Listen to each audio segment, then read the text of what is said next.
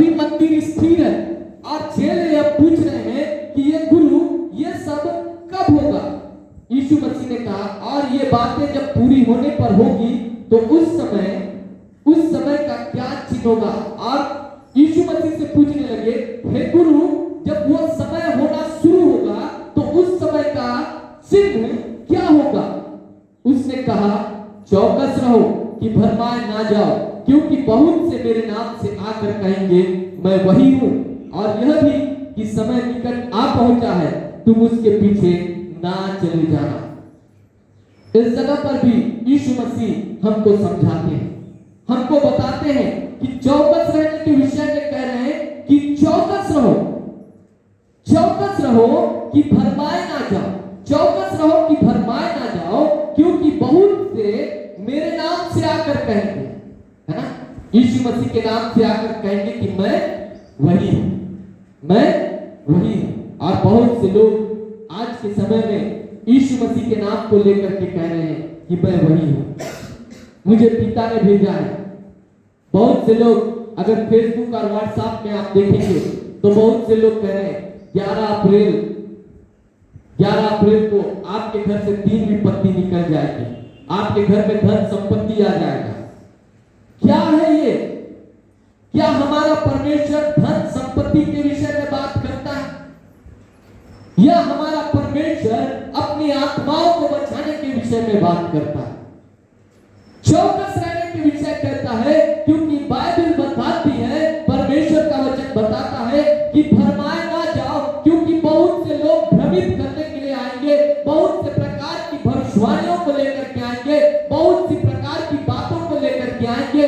मैंने पिछले दिनों आप लोगों के सामने प्रचार भी किया, बहुत से भावी कहलाने वाले लोग आएंगे, बहुत से भावी कहलाने वाले आएंगे, जिनमें परमेश्वर की आत्मा नहीं परंतु भावी कहलाने वाली आत्मा है। और वो भावी इसलिए कहलाते हैं क्योंकि उनको परमेश्वर से प्रेम नहीं, उनको धन और संपत्ति से प्रेम है, उनको धन और संपत्ति से प्रेम है, इसलिए वो भावी कहलाते हैं। क्योंकि हम अगर बाइबल के अंदर देखते हैं, जो भावी कहलाने वाली आत्माएं हैं, वो भावी कहलाने वाली आत्माएं अपने मालिकों के लिए रुपए और पैसे कमाती थी और अपने मालिकों को देती थी। ये भावी कहलाने वाली आत्माएं आज भी बहुत से लोग का डिमांड है, प्रचार करने के नाम से वे डिमांड रखते हैं कि हमको इतना पैसा चाहिए तब हम जाकर के उस जगह पर सुसमाचार का प्रचार करेंगे, नहीं तो हम नहीं करेंगे। और मैं और आप मूर्खों के समान उन भविष्यवक्ता नबियों के पीछे चले जाते हैं, जो डिमांड करके पैसे लेकर के बताना चाहते हैं कि तुम इतना पैसे दोगे, ऐसे करोगे, वैसे करोगे। प्रभु यीशु मसीह के जितने भी शिष्यों ने भविष्यवाणी की, प्रभु यीशु मसीह ने भविष्यवाणी किया, उन बातों को देखिए कि किन बातों के तरफ यीशु मसीह मेरे और आपके जीवन का ध्यान केंद्रित करना चाहते हैं। उन बातों के विषय में देखें कि मैं और आप परमेश्वर के राज्य के लिए कैसे अपने आप को तैयार कर रहे हैं, उन बातों के तरफ अपने जीवन को परमेश्वर की तरफ ले जाएं। बाइबल बताती है, परमेश्वर का वचन बताता है, यहाँ पे लिखा, हे गुरु ये सब कब होगा और ये बातें पूरी कब होगी, तो उस समय का क्या चिन्ह होगा, उस समय का क्या चिन्ह होगा। और वो चिन्ह मैं और आप देख रहे हैं। उसने कहा, चौकस रहो कि भरमाए ना जाओ, बहुत से मेरे नाम से आकर कहेंगे मैं वही हूं, और यह भी कि समय निकट आ चुका है। ये दोनों बातें कही जा रही है कि समय क्या हो चुका है, निकट आ चुका है, कि प्रभु आने वाला है, प्रभु आने वाला है, प्रभु आने वाला है। और प्रभु के नाम से, हमको यीशु मसीह के नाम से बहुत प्रकार से क्या किया जा रहा है, लूटा जा रहा है। पहली बात इस जगह पर यह बोलता है कि मेरे नाम से आकर कहेंगे मैं वही हूं, यानी यीशु मसीह के नाम को कहेंगे कि मैं वही हूं, कि मैं परमेश्वर की तरफ से आया हूं। और दूसरी बात ये कहेंगे कि समय निकट आ चुका है। आज ये दोनों बातें हम लगातार इस पृथ्वी के अंदर में सुन रहे हैं, लगातार ये दोनों बातें हम पृथ्वी के अंदर में सुन रहे हैं और बाइबल बताती है उसके बाद यीशु मसीह जो मेरे और आपके जीवन के लिए जिस भविष्यवाणी को किया उन बातों को हम समझे ताकि हम परमेश्वर की महिमा कर सके।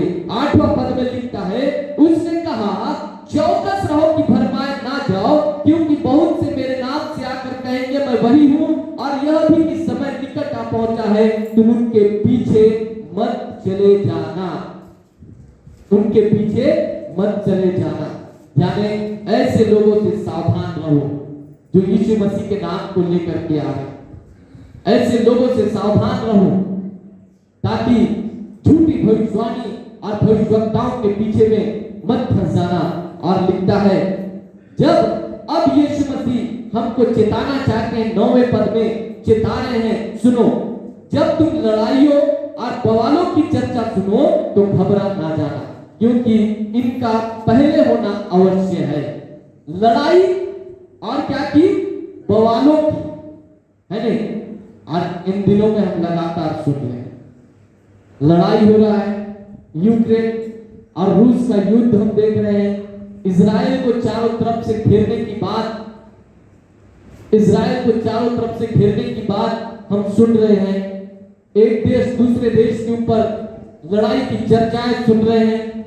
न्यूज चैनल, 2-3 न्यूज चैनल ऐसे हैं जिसमें लगातार लड़ाई और लड़ाई की चर्चाएं ही बताई जा रही है।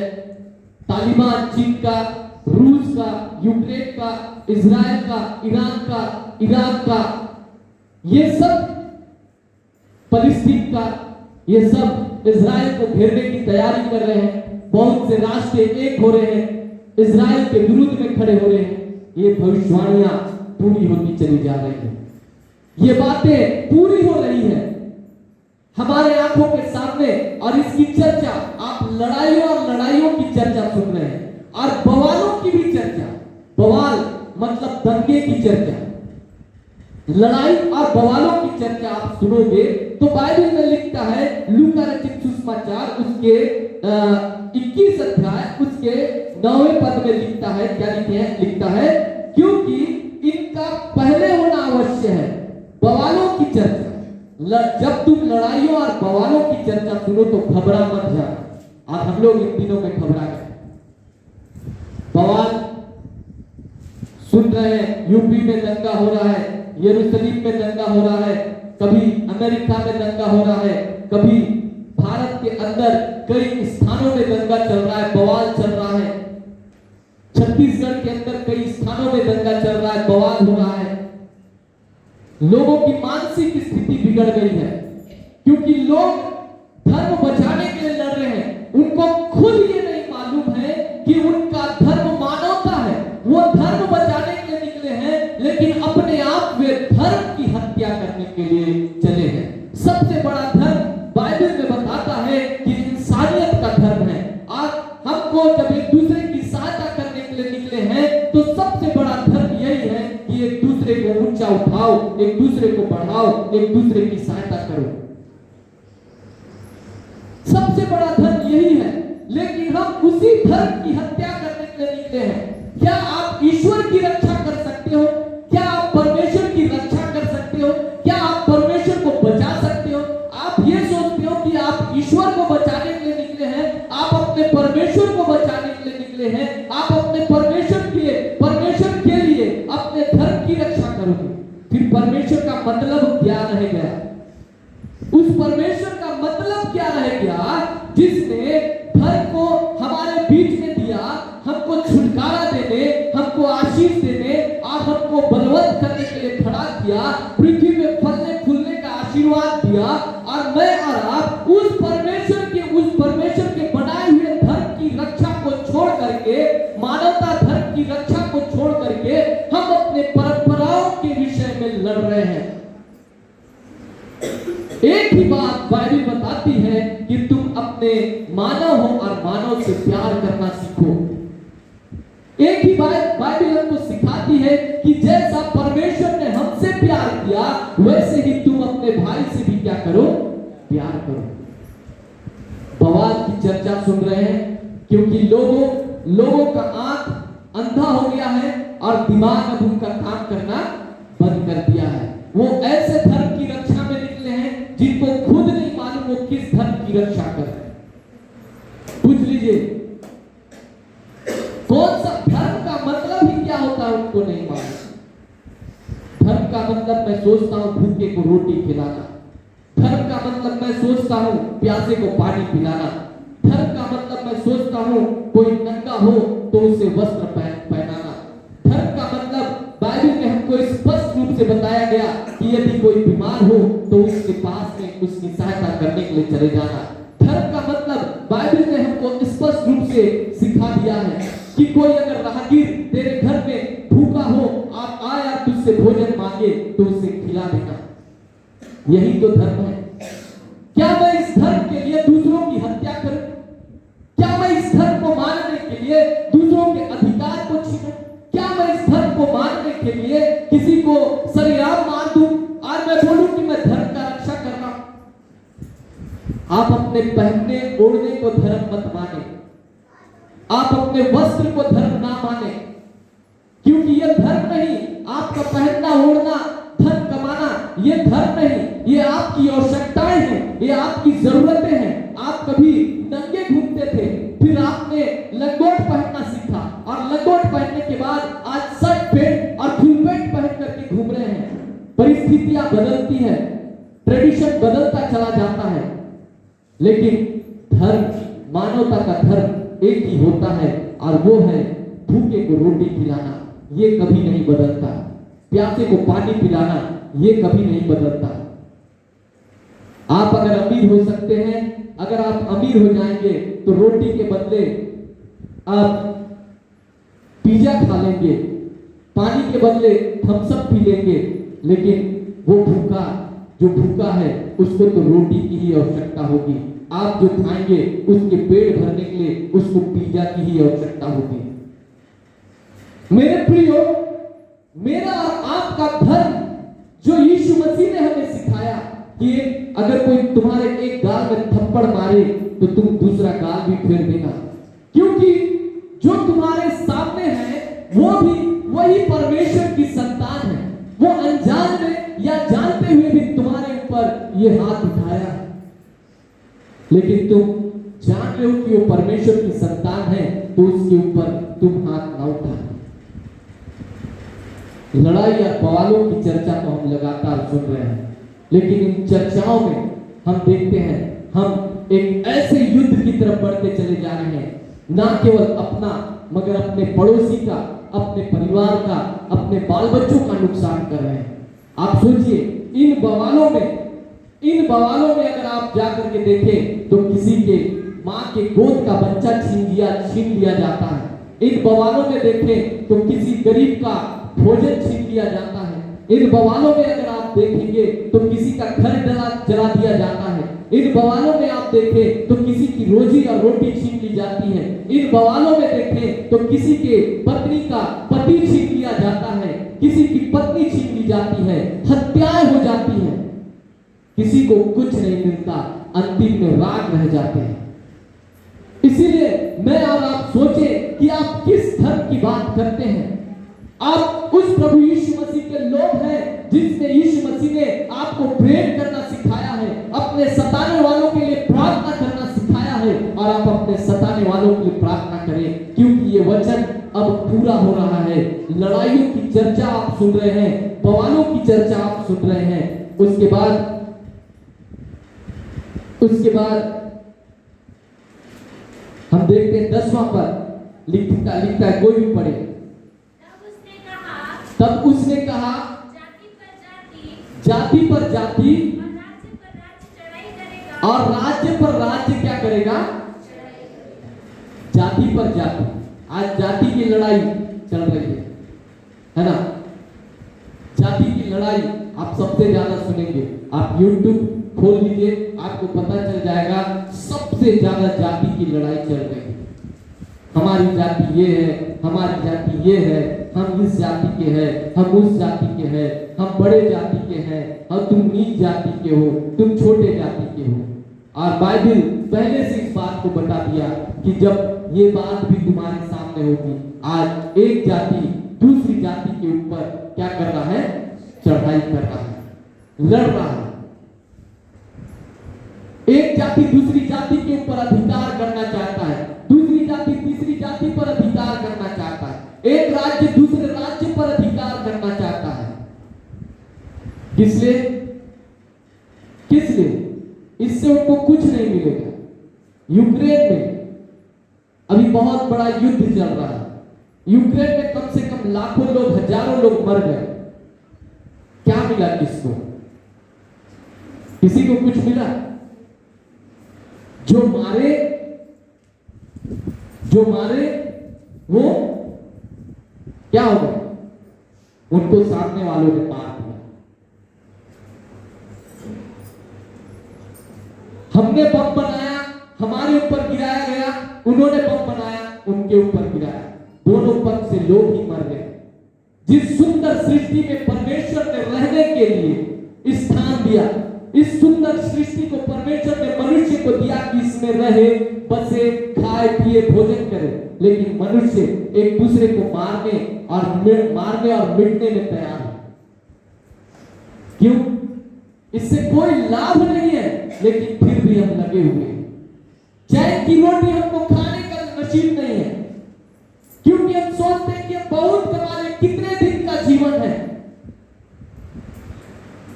भजन संहिता 90 अध्याय उसमें 9-10 पद में लिखता है, मुझे मेरे दिन बीतने की समझ से कि मैं क्या हो जाऊं, बुद्धिमान हो जाऊं।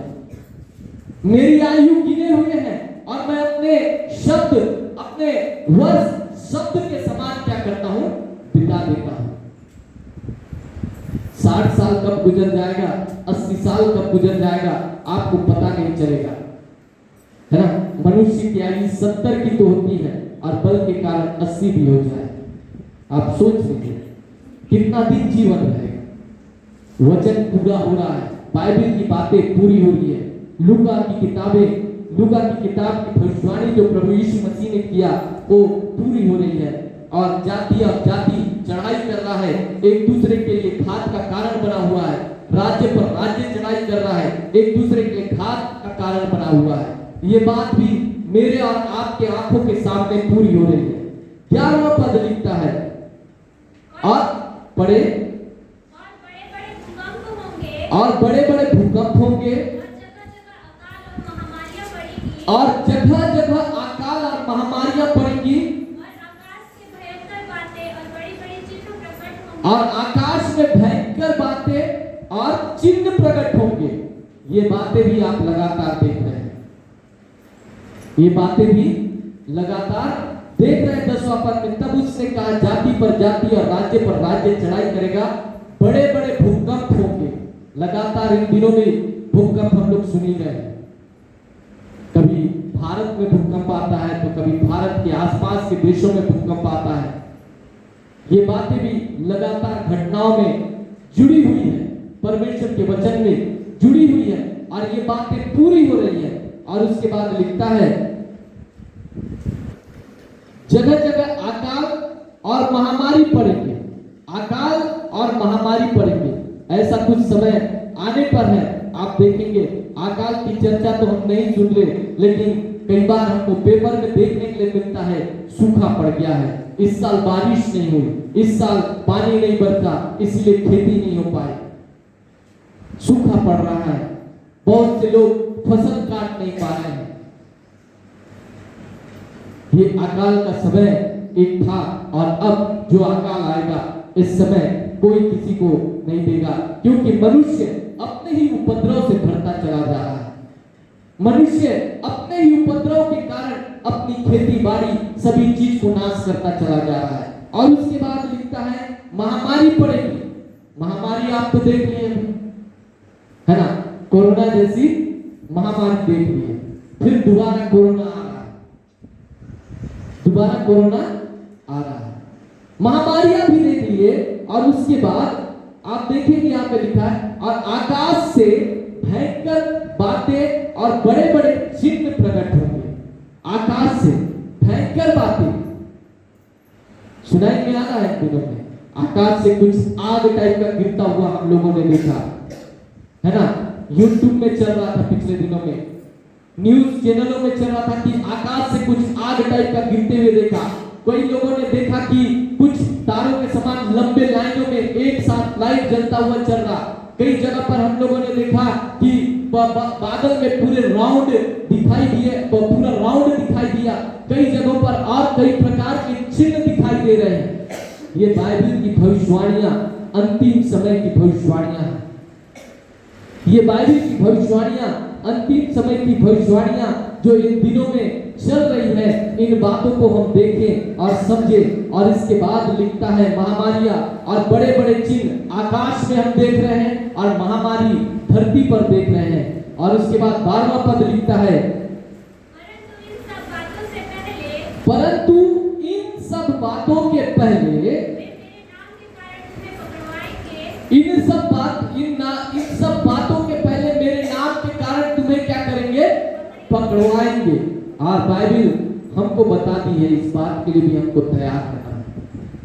प्रभु के नाम के कारण, यीशु मसीह के नाम के कारण लोग क्या कर रहे हैं? पकड़ाए जा रहे हैं।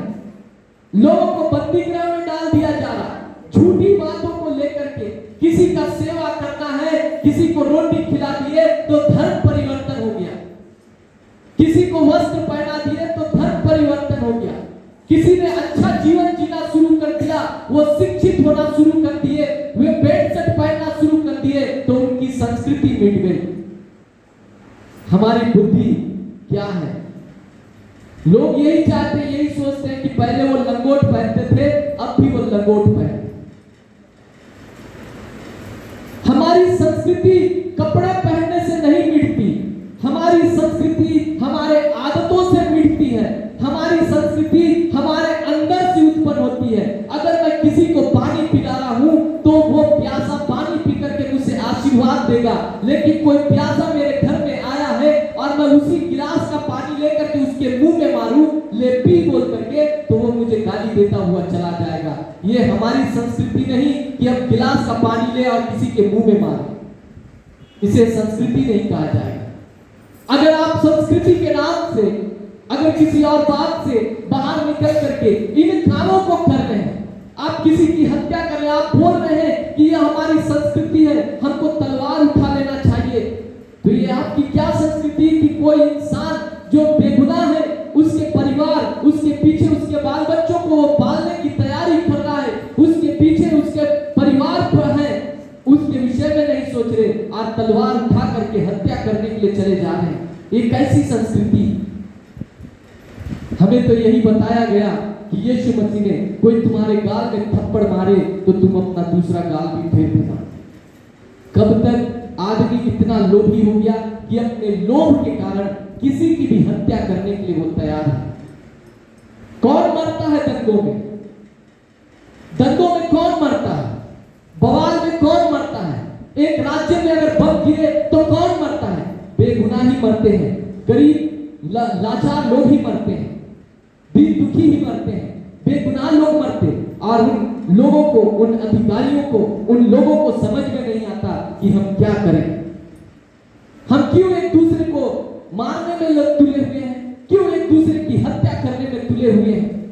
क्योंकि वचन को पूरा होना है, बाइबल की बातों को पूरा होना है। क्योंकि मनुष्य अपनी बुद्धि के कारण क्या होता जाएगा? नष्ट होता जाएगा, मिटता जाएगा। और इसमें आगे लिखता है, पकड़ेंगे और सताएंगे और पंचायतों में सौंपेंगे। वचन पूरा हो रहा है, आपको पकड़ रहे हैं। ईसाई, ये मसीह लोग हैं, इनको पकड़ो। इन लोग गलत काम कर रहे हैं, किसी का शराब छुड़ा दे रहे हैं, ये गलत काम कर रहे हैं। ये मसीह लोग हैं, किसी को जो जिनके पास वस्त्र नहीं है उनको वस्त्र पहनना सिखा रहे हैं। कोई शराब में डूबा हुआ है, परिवार बर्बाद हो रहा है, ये मसीह लोग हैं। ये अगर जाएंगे तो वो उनको शिक्षित कर देंगे। ये ईसाई लोग हैं। पंचायतों में सौंपा जाता है, क्या कर रहे हो? धर्म परिवर्तन। धर्म का परिवर्तन किसी का नहीं होता। आपका धर्म एक ही है। अगर आप भूखे को रोटी खिला रहे हैं तो भूखे को रोटी खिलाना का परिवर्तन क्या होता है? भूखे को रोटी नहीं खिलाना। आपका धर्म है रोटी खिलाना, आप रोटी खिलाएंगे और धर्म परिवर्तन उसी समय में खिलाएंगे तो आपका धर्म परिवर्तन हो गया, क्योंकि आपको रोटी देना नहीं आता, आपने अपना धर्म कर्तव्य को पूरा नहीं किया। आपका धर्म है दूसरे की रक्षा करना, दूसरे की रक्षा करना, और आप जाकर के उसकी हत्या कर रहे हैं, तो आपका धर्म परिवर्तन हो गया, क्योंकि आपका धर्म था रक्षा करना और आप हत्या कर रहे हैं। आपका धर्म है नंगे को वस्त्र पहनाना, और आप अगर किसी वस्त्र पहने हुए के कपड़े को फाड़ रहे हैं, उसके वस्त्र को उतार रहे हैं, तो आपने अपना धर्म परिवर्तन कर लिया, क्योंकि आपका धर्म कपड़े पहनाना है, कपड़े उतारना नहीं। आप सोच लीजिए कि आपका धर्म क्या है, आप किस डेफिनेशन के आधार पर चल रहे हैं। आप ईश्वर को नहीं बचा सकते, ईश्वर स्वयं आपके पास है। आप अपने धर्म की रक्षा, कौन से धर्म की रक्षा करेंगे, किस धर्म की रक्षा करेंगे? परमेश्वर प्रेम है और वो मनुष्य से प्रेम करता है। आपने तो प्रेम करना ही छोड़ दिया, यानी आप स्वयं परमेश्वर से या ईश्वर से आप दूर चले जा रहे हैं, ईश्वर से आप दूर चले जा रहे हैं।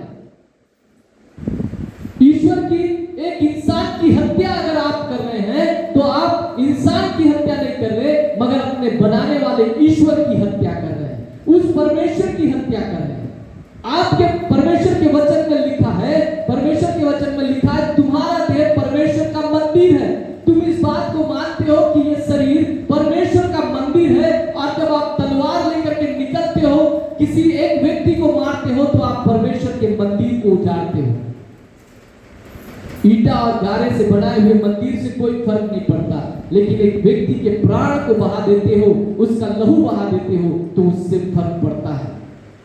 आप उस परमेश्वर की सत्यता को जाने जिसने परमेश्वर ने आपसे प्रेम किया है, उस परमेश्वर की सत्यता को जाने जिससे परमेश्वर ने आपके जीवन के लिए दिया है। इसीलिए जब मैंने और आपने लूका की किताब, लूका की इंजील 17 अध्याय उसके तीसरे पद से हम लोगों ने विचार किया है, तीसरे पद में विचार किया है, तो उसमें क्या लिखता है? सचेत रहो, यदि तेरा भाई अपराध करे तो उसे समझा, और यदि पछताए तो उसे क्या कर दे? क्षमा कर दे। पछताए तो उसे क्षमा कर दे, और यदि दिन भर में 7 बार तेरे अपराध करे, 7 बार, कितना बार? 7 बार अपराध करे, तो उसे क्या कर? 7 बार तेरे पास आए, फिर कराए, मैं पछताता हूं, तो उसे क्या कर दे? क्षमा कर दे। तब प्रेरित ने प्रभु से कहा, हमारा विश्वास बढ़ा, हमारा विश्वास बढ़ा। इसीलिए बाइबल कहती है, सत्य को जानोगे तो सत्य तुमको आजाद करेगा। धर्म वस्त्र से नहीं पहचाना जाता, धर्म हथियारों से नहीं पहचाना जाता, धर्म किसी की हत्या करने से वो धर्म नहीं है, मगर धर्म इस बात का है कि आपने अगर किसी की रक्षा की, वो धर्म है। आपने किसी को उठाया, खड़ा किया, वो धर्म है। इसीलिए बाइबल कहती है, और ये भविष्यवाणियां, बाइबल की भविष्यवाणियां पूरी हो रही है, क्योंकि लोग अपनी ही बुद्धि के कारण क्या होते जा रहे हैं? नष्ट होते जा रहे हैं। यहाँ लिखता है 12वां पद, मसीहों को पंचायतों में सौंपा जाएगा, पकड़े जाएंगे, पंचायतों में सौंपेंगे, बंदी गृह में डलवाएंगे। बहुत से अधिकारी प्रशासन झूठा केस बनवा करके बंदी गृह में डलवा रहे हैं। पहले तो बहुत से स्थानों में आप देख सकते हैं कि पास्टर को बाइबल पढ़ रहा था, बाइबल पढ़ने के लिए प्रार्थना कर रहा था, किसी के साथ बैठ करके प्रार्थना करने के लिए बंदी गृह में डाल दिया गया। बताइए क्या गलत किया? प्रार्थना करना कि प्रभु इन्हें क्षमा कर, प्रार्थना करना क्या कोई गलत बात है? पूजा पाठ करना कोई गलत बात है? नमाज पढ़ना कोई गलत बात है?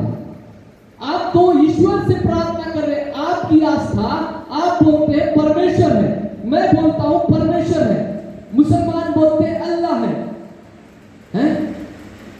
बाकी लोग कहते हैं ईश्वर है। उस ईश्वर को तीनों मानने वाले, एक मार्ग में चलने वाले, एक ही ईश्वर को मानने वाले तीनों अलग अलग तरीके से मान रहे हैं।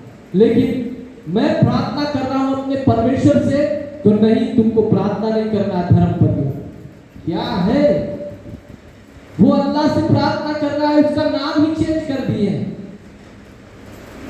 वो प्रार्थना कर रहा है, तो प्रार्थना करने के लिए ईश्वर, सर्वव्यापी ईश्वर से प्रार्थना कर रहे हैं, उस सर्वव्यापी ईश्वर की से विनती कर रहे हैं, अपने देश की भलाई के लिए प्रार्थना कर रहे हैं, अपने लोगों के लिए प्रार्थना कर रहे हैं, अपनी आस्था उसमें रख रहे हैं।